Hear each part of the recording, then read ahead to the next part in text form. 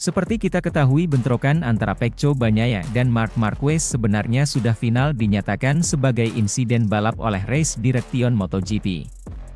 Pecco sudah memberikan pernyataan bahwa menurut dia manuver yang ia lakukan tidak beresiko, sementara pihak Marc Marquez mengatakan bahwa manuver ini memang merupakan insiden blulbab namun sudah berada di ujung batasnya yang artinya bisa dengan mudah tergelincir menjadi bukan kejadian biasa.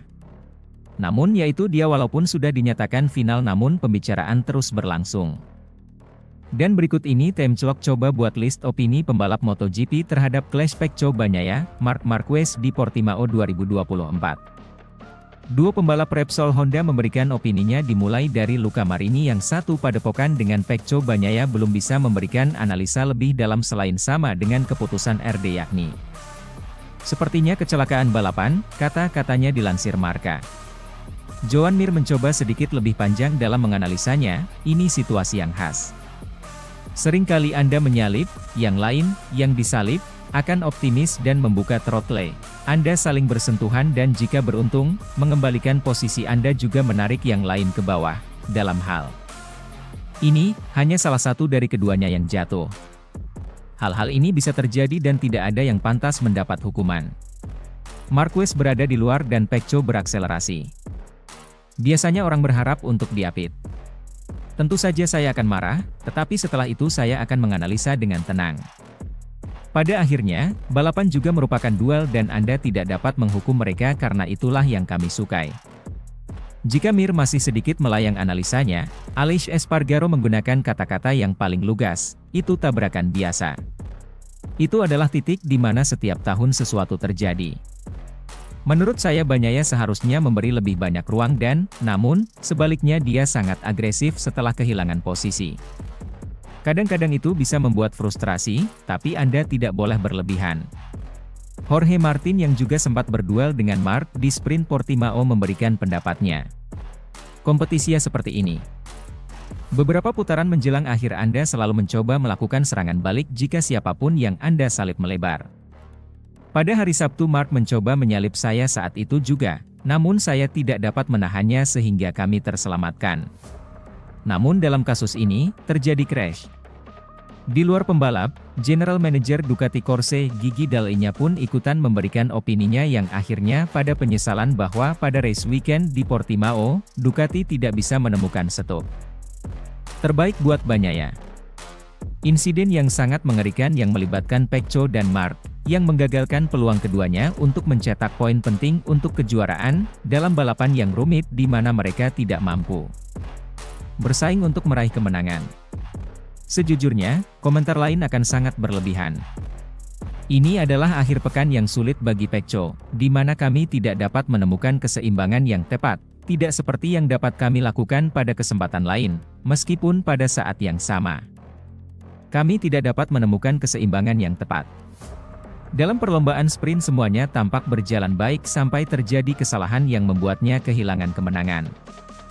Perasaan tidak menentu, perjuangan terus-menerus, semua ini akhirnya terkonfirmasi dengan cara yang paling buruk. Kita harus memahami logika dan segera menemukan solusinya, tanpa rasa khawatir, inilah yang terpenting pada akhirnya.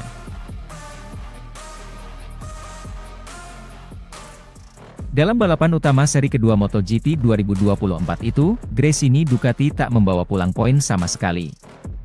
Sebab selain Marquez yang finish di urutan ke-16, Alex pun mengalami insiden di tikungan yang sama, alias di tikungan kelima.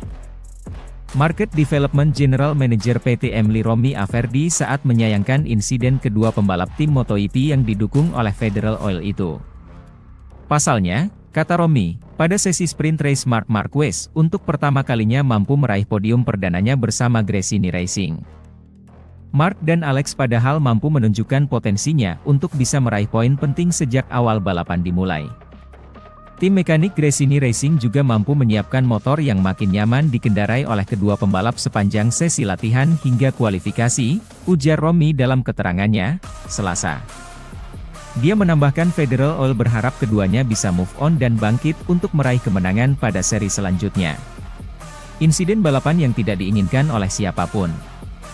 Kami pulang tanpa poin, tetapi setelah akhir pekan yang positif di mana kami menemukan kontinuitas dan kecepatan.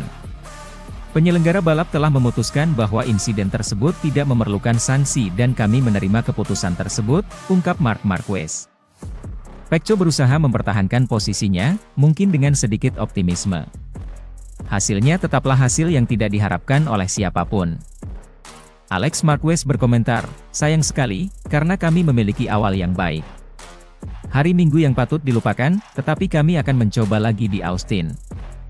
Pada klasemen sementara persaingan titel juara dunia MotoGP 2024, Marc Marquez berada di posisi 6 dengan 27 poin, dan Alex Marquez berada di posisi 12 dengan 13 poin. Balapan berikutnya akan berlangsung di sirkuit Austin, Amerika pada 12 hingga 14 April.